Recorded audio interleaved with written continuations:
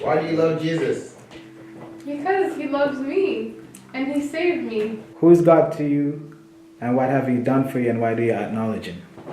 That's a big question. God is my savior. When I mean savior, I mean that He pulled me out of darkness and He gave me a purpose. You know, a lot of times why like you said, like, is there a light at the tunnel? Why we even wonder that is because we don't have a purpose, or we're stuck in a place where, you know, all we see is the day to day, and we're kind of like just going by our desires or whatever.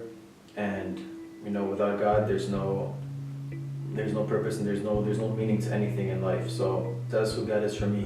Name some of the way God speaks to us. God can speak to us through people. He can speak through us by us reading the Bible. He can speak through us in our sleep, in our dreams. Jesus is the one who saved you from your sin and from death.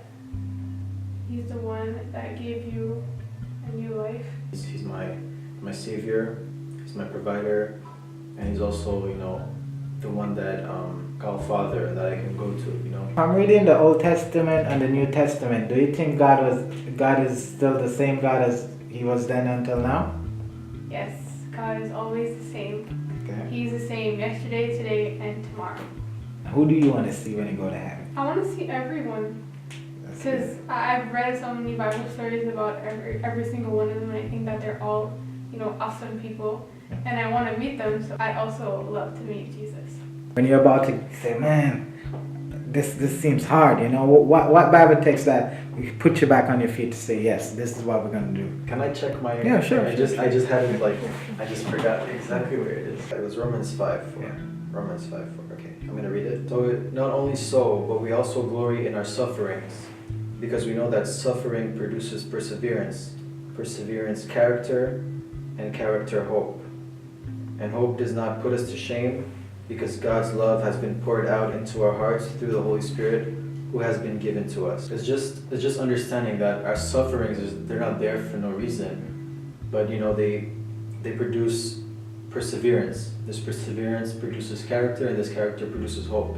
So it kind of, for me, when I'm going through a process that's hard, when I'm going through something that's difficult, it helps me to know that it is for a reason, and that at the end of the day, one of my favorite verses again, Romans 8:28, we know that all good, you know, all things go for the good of those who love Him and are called according to His purpose. That's also a verse that's key for me, because I know whatever is happening, I know it's for my good at the end of the day. At the moment, it might seem like, you know, all hell's breaking loose, but at the end of the day, I know, like, you know, God's got me, you know, and so I don't need to worry. I don't need to be anxious. What would you say to someone out there who don't know of God, who may be searching, but because of what's happening in their life, it may be hard to think that there's someone who could love them for who they are no matter what? What's the best advice? What's the best thing you could say to them? That's a tough place to be in, and I understand when, like, sometimes we put a lot of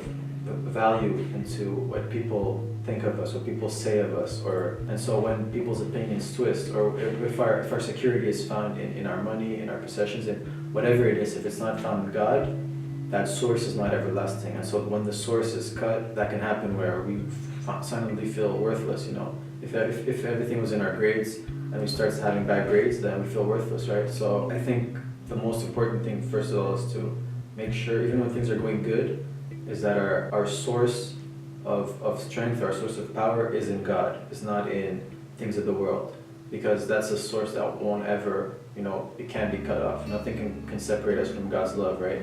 So I think the most important thing is to remember that God's love is there even when the moment is hard. And like I said, suffering produces character, and character hope, perseverance. So it's just remembering that everything we're going through is for our good, and that after we go through it, and after we understand, and I've had situations like that, but after you know, I was able to, like, go through it with the help of God, and I realized that why He put me there, and I realized, okay, so He delivered me for this, so I can, like, help others in the same situation and help, you know, them be delivered. So it's kind of a way to always remember that, you know, God is in control of the situation, however bad it may seem at the moment, and our feelings lie to us.